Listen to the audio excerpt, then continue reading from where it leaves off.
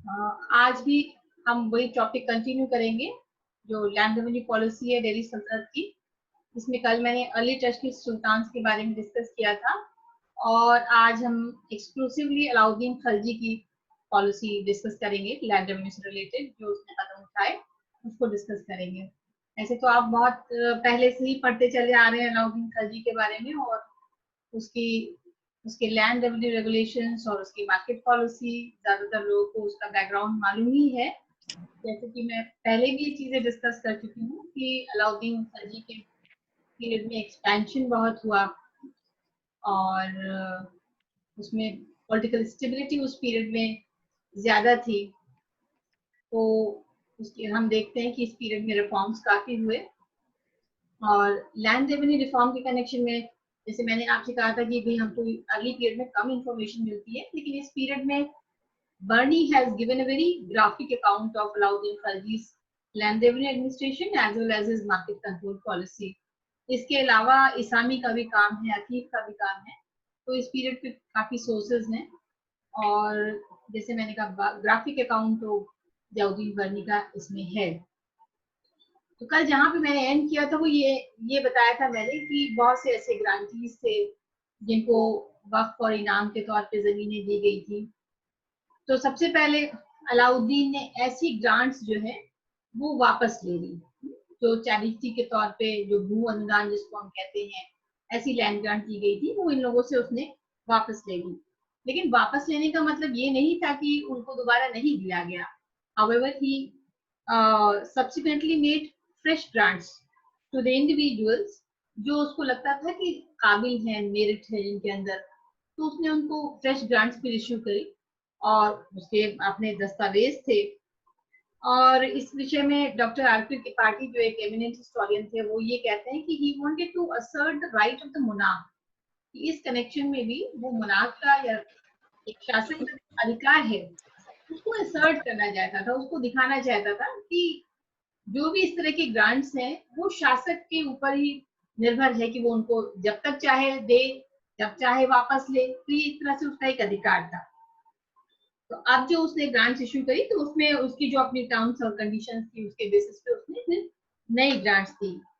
और इसके अलावा जो उसका सेकेंड स्टेप था वो इस तरह का था कि देख he was a very practical administrator and he realise कि जो उसके रेवेन्यू रेगुलेशंस हैं वो मुश्किल है कि वो जितना उसका बड़ा साम्राज्य है कि सब में वो लागू कर सके, वो पूरे साम्राज्य में उसके लागू करना मुश्किल था। तो ही सिलेक्टेड अ पर्टिकुलर एरिया, इसलिए उसने एक पर्टिकुलर एरिया सिलेक्ट किया जिसको वो दिल्ली से कंट्रोल कर सकता था और जो एक तरह से ये कह सकते हैं which constituted the core of his empire. उसने एक ऐसा एरिया सिलेक्ट किया और इन जगहों पे इन विलेजेस में he brought those villages in closer connection with the government. इन क्षेत्रों में या इन विलेजेस में जो उसने कोशिश की कि सरकार जो है वो सीधे संपर्क में आए। तो वैसे तो अगर हम मोटे तौर पे देखें तो दीपालपुर लाहौर से लेके कड़ा तक का एरिया क्षेत्र आता है। कड़ा जो मॉडर्न डे इलाहाबाद है वहां तक का क्षेत्र आता है कि उसने अपने कंट्रोल में लिया और उसको उन जगहों पर अपने रेवेन्यू रेगुलेशंस लागू किए। और बर्नी जो है वो हमको काफी इस विषय में इंफॉर्मेशन देता है और वो कहता है कि मतलब बहुत सारे villages which were around the capital as well as the towns and districts in the Doab from Bayana to Jayan। Jayan जो है वो दिल्ली के पास था। From Parlam to Dipalpur and Lahore, all the territories of Samana and Sunam, from Rewari to Nagaur, from Kada to Kanodi, Amroha, Afghanpur, Kabar, and the whole of Katehar were placed under Khalsa. तो एक बर्नी ने बड़ी लंबी चौड़ी list दी है उन villages की जो जिनको अलाउद्दीन जो है वो खालसा के अंतर्गत लिया है। यानी जैसे कि आपको मालूम है कि खालसा के अंतर्गत लाने का मतलब यही था कि उसका जो रेवेन्यू है वो सरकार को यानी स्टेट को जाना था। तो such a large area was brought under the control of the government. इसमें मतलब सरकार ने सीधा संपर्क स्थापित किया इन जगहों पे। तो और इन्हीं सभी जगहों पे, इन्हीं विलेजेस जिनमें मैंने बताया इतनी सारे एरिया थे जो मतलब द्वारका क्षेत्र भी शामिल था, पंजाब का क्षेत्र भी शामिल था, इन सारे एरियाज में जो है वो सिस्टम ऑफ मेजरमेंट ये लागू किया गया, यानी नपाई की व्यवस्था की गई, सब में पैमाइश की गई।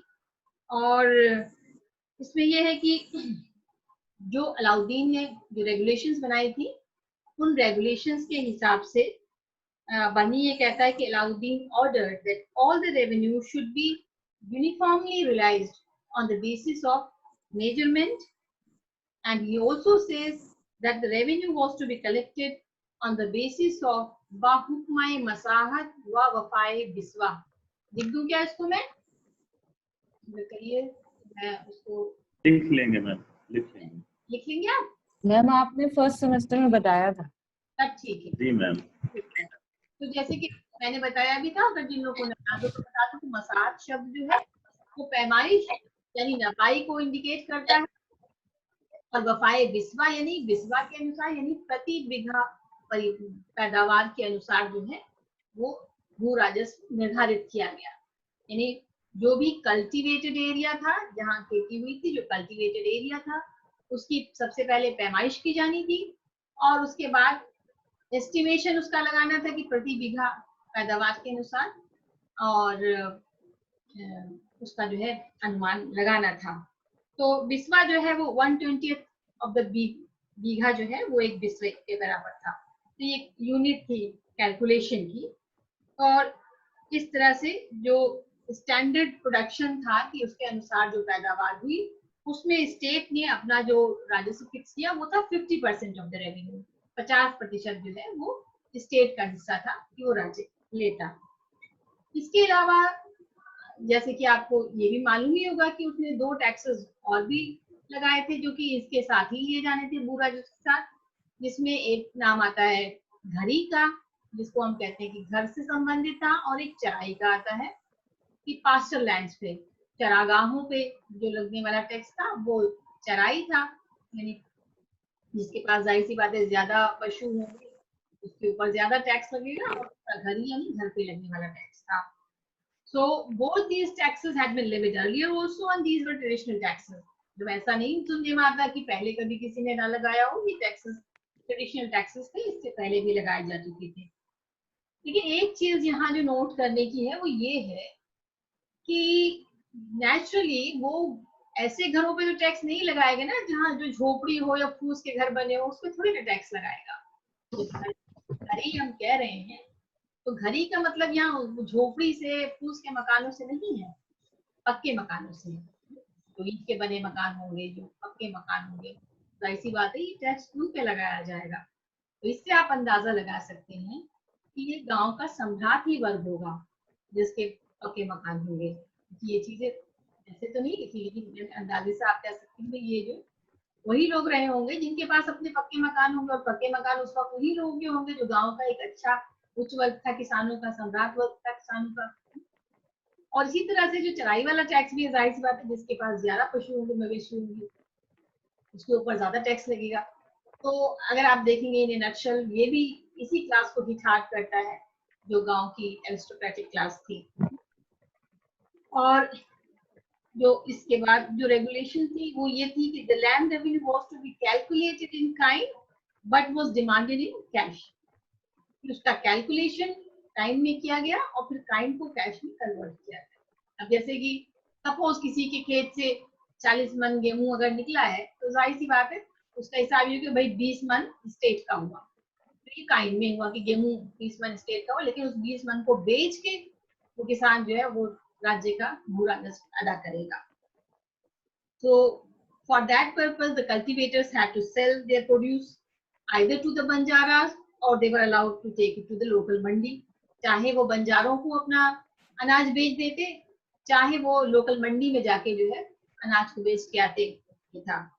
तो लेकिन सिर्फ इसमें एक ही चीज थी कि it was ordered that in the area around Delhi such as Jhayan, half of the royal share was to be demanded in kind। अब ये सेंटेंस एक ऐसा है कि थोड़ा सा इसमें एनालिसिस रिक्वायर्ड। जैसे वो क्षेत्र जो दिल्ली के आसपास का था, जैसे झायन जैसा क्षेत्र था, वहां ये कहा गया कि रॉयल शेयर का हाफ जो है वो काइंड में पे किया जाए। जैसे कुछ हिस्टोरियंस को ने उसको ये लिख दिया है कि half of the royal share was demanded in cash, मतलब कि जो रॉयल शेयर था हाफ, उसको कह रहे 50% शेयर वो काइंड में मांगा गया। यहाँ ये नहीं 50% नहीं मांगा गया, 50% का भी आधा, यानी जो रॉयल शेयर था that was 50%, half of the royal share, उस 50% का भी आधा जो है वो काइंड में पे करना था, गल्ले के रूप में देना था। क्यों? क्योंकि इसका भंडारण करना था। इसको रॉयल जो स्टोर सेटअप किए गए थे दिल्ली के आसपास जहाँ जैसे क्षेत्र में, इनको वहां ले जाना था और इनको स्टोर करना था। सतीश चंद्रा का ये मानना है, कहना है कि अगर पूरा हाफ ही मांग लेते तो बहुत ज्यादा हो जाता और रखने की जगह नहीं होती, इसलिए 1/4 यानी half of the royal share was to be demanded. तो और इसके अलावा एक चीज है कि खराज seems to have been demanded in kind but it was collected in cash। ये हमको अलाउद्दीन की मार्केट कंट्रोल पॉलिसी से पता चल जाता है कि डिमांड तो किया गया काइंड में, लेकिन उसको कलेक्ट किया गया कैश में, क्योंकि जिस तरह से उन लोगों को बेचना पड़ता था अपना अनाज जो है बंजारों को या मंडी में ले जाके, तो कैश वाज रिक्वायर्ड। अब ये चीज की अभी तक हमने जैसे मैंने कल आपको बलबन का भी डिस्कस किया था, तो मैंने कहा कि भाई ये कहा गया कि मॉडरेशन इसमें अपनाया जाए पॉलिसी में, और कुतुबुद्दीन ऐबक के उसमें भी जो है वो मॉडरेशन ही मिलता है। ये अब हम इस पीरियड में ये पहली बार पढ़ रहे हैं कि 50% हो गया है, तो अब इसको हम क्या माने कि 50% जो है वो ज्यादा है, ये राइज है लैंड रेवेन्यू डिमांड में, नहीं है, because we do not have information about the actual incidence of land revenue either under the Rajput rulers or during the early Turkish sultans। इस सब के बारे में हमको ये इंफॉर्मेशन नहीं मिलती है, और अलग अलग रेट्स जानने को मिलते हैं रेवेन्यू से रिलेटेड हमको अर्लियर पीरियड में। उसमें जो रेवेन्यू डिमांड है वो 1/4 भी है, 1/6 भी है, and it could rise to 50% also. और अर्ली मिडिवल पीरियड में हमको भाग, भोग, कर, ये सब टर्म्स भी मिलती है। ये नहीं मालूम होता कि क्या सबको इकट्ठा कर दिया जाता था या इमरजेंसी के टाइम पे रेज कर दिया जाता था, टैक्स करा जा सकता था। तो क्या अलाउद्दीन ने इन सबको कंसोलिडेट कर दिया और टोटल अमाउंट कलेक्ट किया? तो ये ज्यादा था कि नहीं था, पहले ऐसा लगा था इतना कर कि नहीं लगा था, ये हम बहुत डेफिनेटली नहीं कह सकते हैं। दूसरी बात ये है कि लाइकवाइज लाइक मेजरमेंट सिस्टम, तो ऐसा लगता है, ये भी सतीश चंद्र का मानना है कि लगता है कि मेजरमेंट सिस्टम या जो पैमाइश की व्यवस्था थी वो एक ओल्ड सिस्टम था, और it seems that it had fallen into disuse. ये कहते हैं ऐसे टाइम में ऐसा लगता है कि जब बहुत वैसे रूलर सक्षम रूलर नहीं थे तो शायद इसको फॉलो नहीं किया गया, लेकिन वो कहते हैं कि शायद बलबन के वक्त में इसको कुछ जगहों पे लगाया गया होगा, लेकिन बाद में ओवर द इयर्स की प्रैक्टिस जो है वो खत्म हो गई। और क्योंकि बनी कहते हैं कि जब इस बात का उल्लेख करता है पैमाइश का, तो इस तरह से नहीं करता कि जैसे कोई एकदम नई व्यवस्था लागू की गई हो, तो वो अचंभे के साथ इसको रिकॉर्ड नहीं करता है। तो ऐसा लगता है कि ये शायद ओल्ड सिस्टम, पुरानी प्रथा रही होगी, लेकिन सब क्षेत्रों में नहीं थी और बहुत दिनों से लागू नहीं हुई थी, तो क्योंकि एक अननोन सिस्टम की तरह यूज नहीं हुआ। लेकिन जो सिग्निफिकेंट पॉइंट यहाँ पे ये है, however its systematic application over a very wide area was a significant contribution of Alauddin Khilji। लेकिन इसका जो है जिस तरह से अलाउद्दीन ने उसको इतने बड़े क्षेत्र में लागू किया, वो इसकी एक बहुत बड़ी उपलब्धि मानी जा सकती है। क्योंकि जैसे मैंने आपको बताया कि बनी तो रिकॉर्ड करता है, बहुत सारे विलेजेस के बारे में बताता हूँ, काफी बड़ा एरिया फिर भी देखा जाए तो काफी एक बड़ा क्षेत्र उसने दिया था जो खालसा में लाया गया था। तो इतने बड़े क्षेत्र में उस वक्त पैमाइश करा लेना ही एक बहुत सिग्निफिकेंट अचीवमेंट था इतने बड़े क्षेत्र में। और इसके अलावा आप देखते हैं अभी तक हम बात कर रहे थे कि Turkish rule remained confined only to the urban areas। ये भी हम कह रहे थे कि वो बहुत पेरिफेरियल रहा है, बहुत ऊपर ऊपर से रहा है, खाली मेजर एरियाज जो हैं और जो वैसे सेंटर से अर्बन एरियाज है वही उनके कंट्रोल में रहे हैं। लेकिन अब आप देखिए कि धीरे धीरे it had started penetrating down to the rural areas, यानी कि अब देखिए ग्रामीण क्षेत्रों में भी ये भी पहुंच रहा है धीरे धीरे। और दूसरी चीज ये है कि in the area that Alauddin brought under control Khalsa area में, he tried to curb the privileges of the middlemen. उसने जो है जो बिचौलिए थे, अभी तक जो लोग रेवेन्यू कलेक्ट किया करते थे, ये उनको उनकी प्रिविलेजेस को, उनकी सुविधाओं को खत्म करने का प्रयास किया.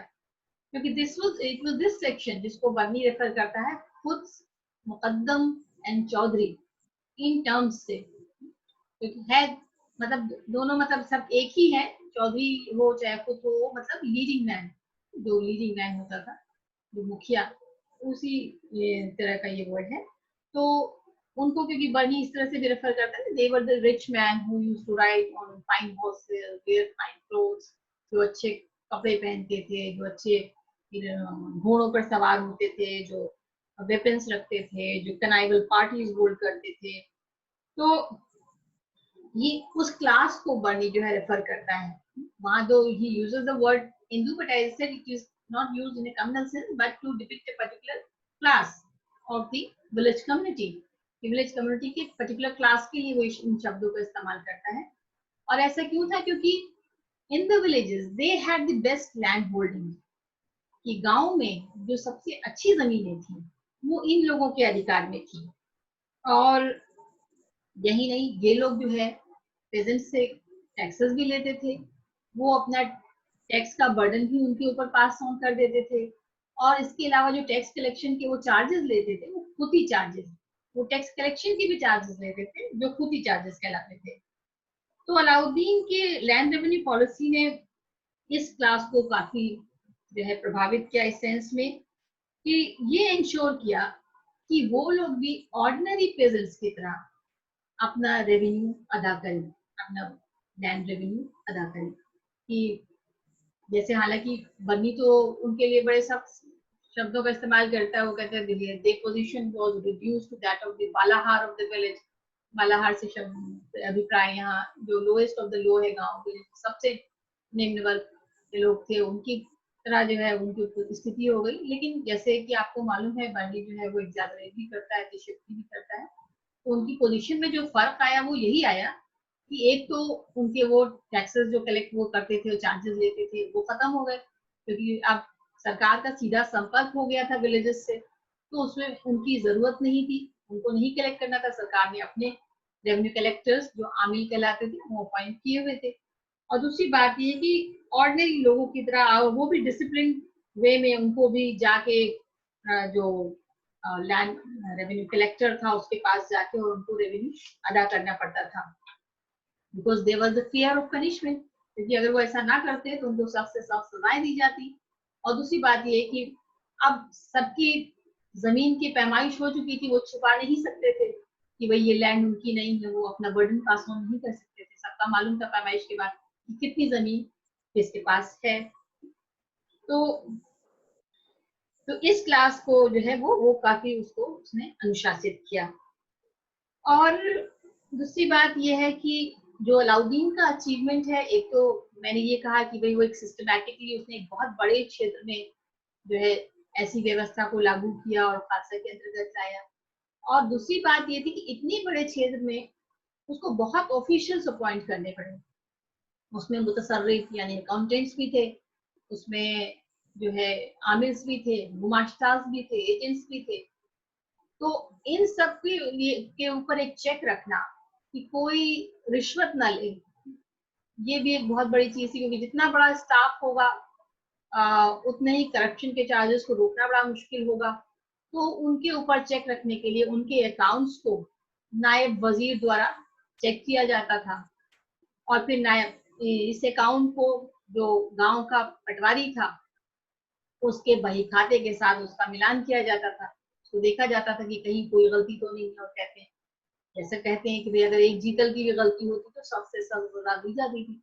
और बनी इस विषय में भी लिखता है, वो कहता है कि मतलब लोग रेवेन्यू ऑफिसर्स वगैरह भी इतने परेशान थे कि कोई जो है शादी में अपनी लड़की उनको नहीं देता था. वो अतिशयोक्ति है, मतलब कहने का ये कि बहुत ही सख्ती थी, लोग थोड़ा उससे डरे रहते थे, टेरर था लोगों के दिलों में कि अगर गलती करेंगे तो उसकी बहुत सख्त सजा मिलेगी. तो ये इंश्योर करना efficient working as well as the way he handled corruption also, कि इस विभाग में जो करप्शन होता है उसको भी हैंडल कर लेना. और ये अलाउद्दीन का सिग्निफिकेंट अचीवमेंट था, और एज वेल एज पैमाइश व्यवस्था को इतने बड़े क्षेत्र में लागू करना, ये सब उसके सिग्निफिकेंट अचीवमेंट्स में जाता है। अब यहाँ एक सवाल और उठता है कि जब हम सारे रेगुलेशंस डिस्कस कर लें, सब कुछ पढ़ लें, तो अब ये चीज भी आएगी सामने कि भाई उससे किसानों को लाभ पहुंचा या नुकसान हुआ, किसानों का के ऊपर किस तरह का प्रभाव पड़ा अलाउद्दीन के लैंड रेवेन्यू मेजर्स का। तो हम देखेंगे एक तरफ तो उनका जो शोषण हो रहा था, जो एक्सप्लॉयटेशन हो रहा था, वो इन लोगों द्वारा हो रहा था जो इंटरमेडियरीज थे, इनके द्वारा हो रहा था। तो वो शोषण तो बंद हो गया होगा, क्योंकि अब वो लोग सीन में थे ही नहीं, तो उनको कलेक्शन का अधिकार दिया ही नहीं गया, तो वो शोषण तो बंद हो गया। लेकिन जहां तक फायदे की बात है, तो जहां एक तरफ उनको फायदा हुआ है, वहीं दूसरी तरफ मार्केट कंट्रोल पॉलिसी में जो है वो उनको नुकसान पहुंचा है। अब आप पूछिए कि भाई वो किस तरह से पहुंचा है, तो वो इस तरह से पहुंचा है कि जो मार्केट रेगुलेशंस थी उनके अनुसार, अगर आपको याद हो कि एक रेगुलेशन के अनुसार ये कहा गया रेवेन्यू ऑफिसर से कि वो इतनी सख्ती से रेवेन्यू लें, बहुत कड़ाई से, कि पेजेंट्स जो हैं वो अपने घर भी ना ले जा पाए जो अपनी फसल है, और उसको खेत में ही, चाहे वो बंजारों के हाथ में बेच दे, चाहे वो मंडी जाके बेचे, लेकिन उनको ये अधिकार नहीं था कि वो घर पे ले जाए। तो यहाँ बहुत सख्ती बरती गई, और उसने ये इंश्योर किया कि पेजेंट्स जो है उनके पास अधिशेष ना रहे, सरप्लस ना रह जाए।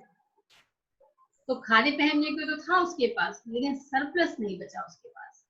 तो इस तरह से उसको ऐसा फायदा नहीं हुआ कि सरप्लस उसके पास रह जाता।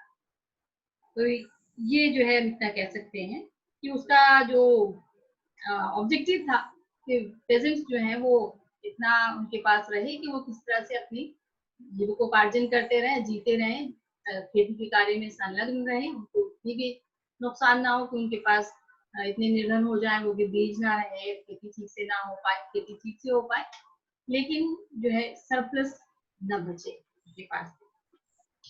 तो ये उसके रेवेन्यू रूल्स रेगुलेशंस थे। बाकी इससे रिलेटेड जो है वो मार्केट पॉलिसी भी है अलाउद्दीन की, जिसमें आप मतलब बहुत सी चीजें पाएंगे जो रेवेन्यू से, लैंड रेवेन्यू से रिलेटेड भी हैं, जिसमें बेसिकली 3 चीजें अगर आप याद रखें, ऐसे तो हम उसको कल डिस्कस करेंगे, लेकिन अगर आप उसकी 3 चीजें याद रखें, जिसको आप इस तरह से याद रख सकते हैं कि एक चीज है सप्लाई, एक चीज है ट्रांसपोर्टेशन, और एक चीज है डिस्ट्रीब्यूशन, प्रॉपर डिस्ट्रीब्यूशन।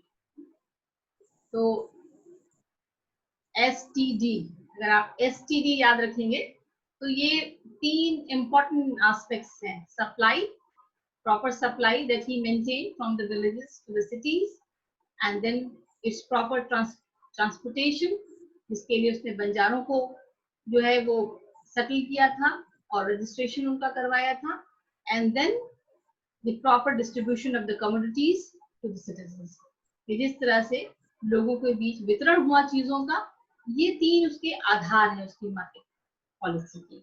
मैंने कहा बहुत सी चीजें ऐसी हैं, लैंड रेवेन्यू वाली बहुत सारे रेगुलेशंस हैं जो मार्केट कंट्रोल पॉलिसी में भी आएंगी उसकी। तो अगर आपको अब इस सिलसिले में कुछ पूछना हो तो वो आप पूछ सकते हैं। बताइए, आपको इसमें आपने पहले भी पढ़ा है, और एक जो अलाउद्दीन समझ लीजिए जो उसने सिस्टम इंट्रोड्यूस किया, लैंड रेवेन्यू सिस्टम और रेगुलेशन जो बनाई, वो ऐसी थी कि वो एक आइडियल रूलर उसमें बन गया, कि आगे चलकर शेरशाह सूरी ने भी और अकबर ने भी इस पैटर्न को अडॉप्ट किया है। ये चीजें ऐसी थी कि उसने लीड ली है। लेकिन सिर्फ एक चीज और भी है कि ये उसके जो ये सिस्टम था, ये उसकी डेथ के बाद फिर कंटिन्यू नहीं रहा, क्योंकि इसमें फोर्स वाज रिक्वायर्ड। जैसे भ्रष्टाचारी है तो उसको रोकने के लिए जब तक कि कोई कड़े कदम ना उठाए जाए और उस पर फिर कंटिन्यूअस चेक ना रखा जाए, तो फिर वो सिस्टम कोलैप्स हो जाएगा। तो यही अलाउद्दीन खिलजी के बाद हुआ कि कोई फिर ऐसा शासक नहीं था जिसने इस पे इस तरह से चेक रखा हो, तो ये सिस्टम उसके अभाव में, सक्षम रूलर के अभाव में ये खत्म हो गया, ये फिर आगे नहीं चल पाया।